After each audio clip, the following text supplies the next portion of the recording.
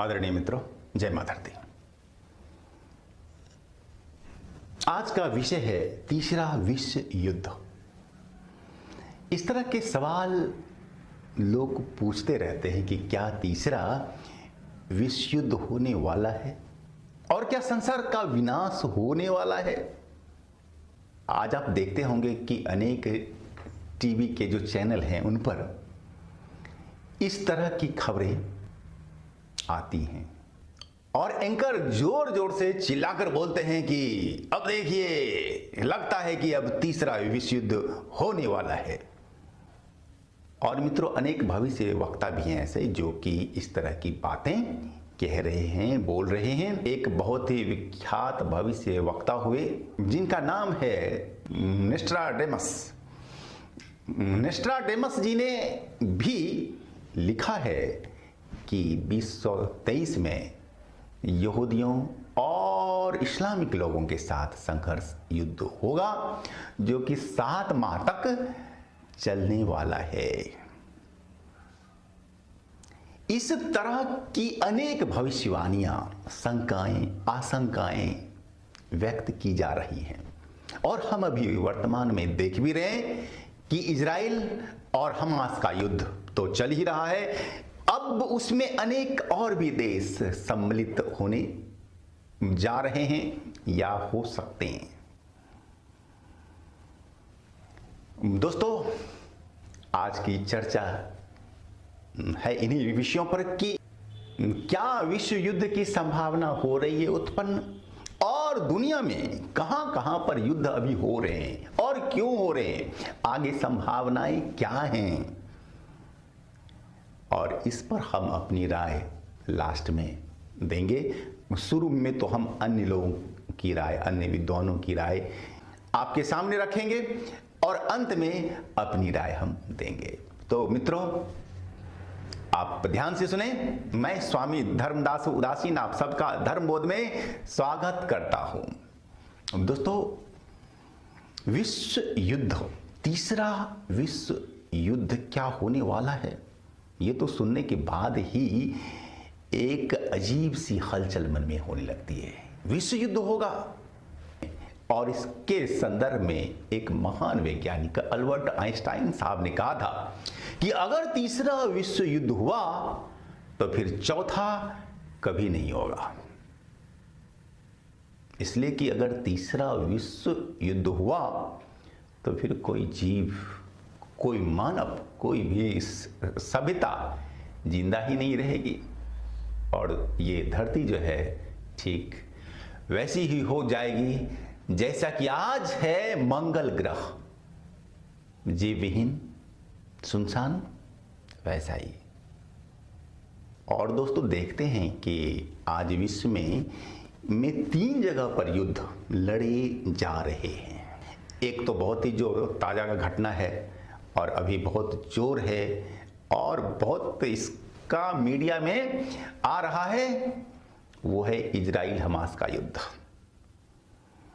आज तक में इजराइल के लगभग 1,500 लोग इसमें देहांत हुए हैं और लगभग 5,000 लोग घायल हैं और वहीं हमास के लगभग 5,000 लोग मारे जा चुके हैं और 15,000 लगभग घायल हैं।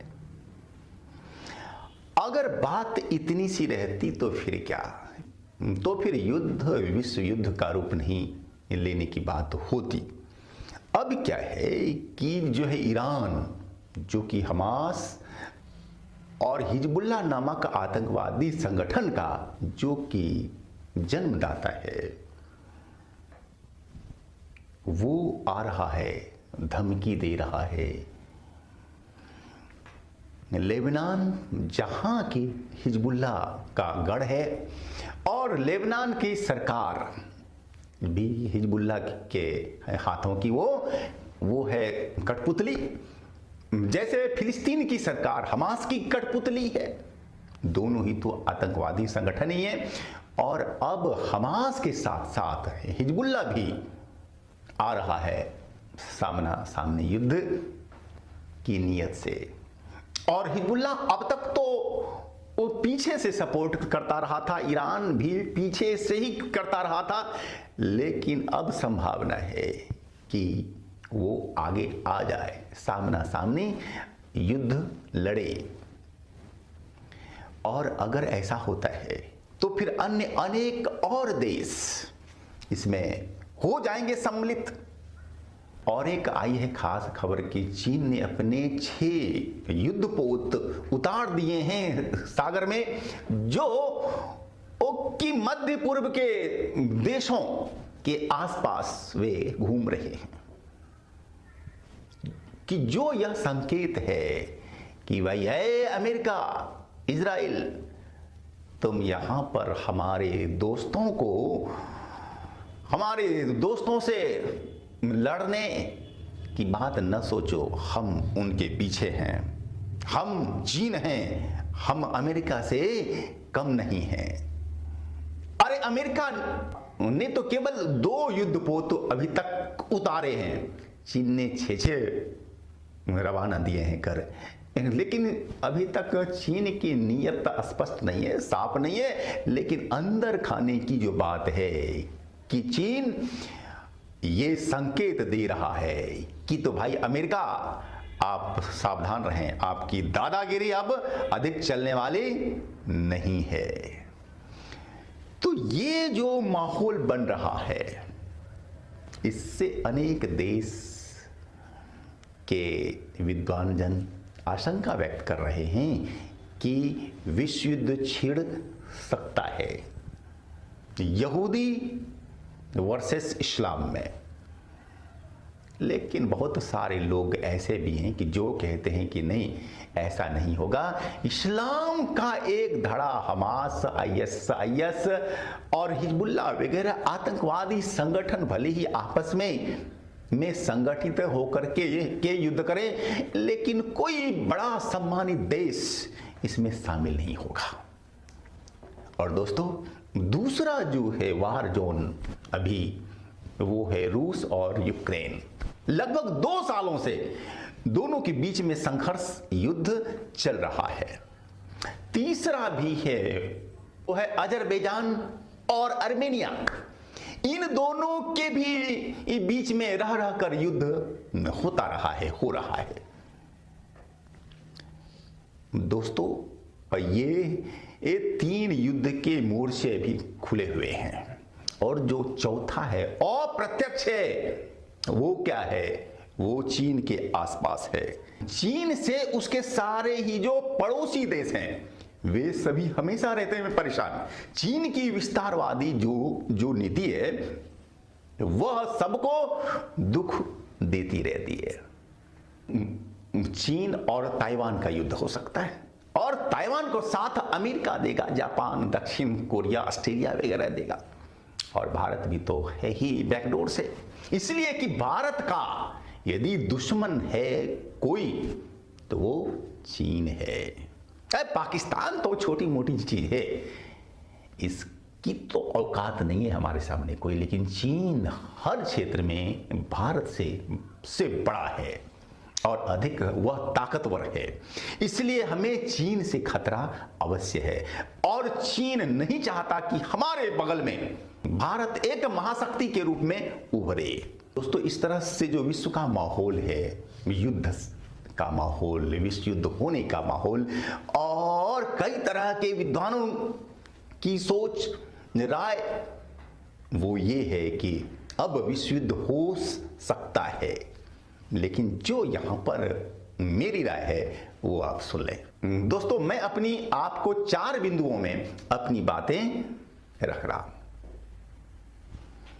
नंबर 1, और देखिए ना, शुरू से ही विश्व का जो रहा है इतिहास, युद्धों का ही रहा है। दोस्तों, ऐसा कौन सा दशक है कि तो लाखों लोग युद्ध में नहीं मारे गए हों? ऐसा कोई भी दशक नहीं रहा विश्व इतिहास में। तो ये भी उसी का एक हिस्सा है। यह बहुत बड़ा नहीं है, इससे बड़े बड़े युद्ध पहले हो चुके हैं। आपको पता है कि हिंदुओं का अभी तक लगभग 13 करोड़ हिंदू इस्लामिक जिहाद के द्वारा मारे जा चुके हैं आज तक में। 13 करोड़ धर्म के नाम पर लाखों ही नहीं करोड़ों की हत्याएं होती रही हैं और राजनीतिक वजह से भी होती रही है, राज्य विस्तार के लिए भी होती रही है, धन लूटने के लिए भी होती रही है। तो ये एक सामान्य सी है प्रक्रिया। और यदि आप विश्व इतिहास को देखते पढ़ते हैं तो नंबर 1, नंबर 2, अगर विश्व युद्ध होगा तो फिर मानवीय सभ्यता नहीं बचेगी। लेकिन परमात्मा अभी मानवीय सभ्यता को लंबे समय तक चाहते हैं रखना, इसलिए तीसरा विश्व युद्ध नहीं होगा, ऐसा मेरा मत है। लेकिन होगा भी तो होगा क्या? वो होगा अर्ध विश्व युद्ध। ये बात आप नोट कर लें कि तीसरा विश्व युद्ध नहीं बल्कि यह अर्ध विश्व युद्ध होगा।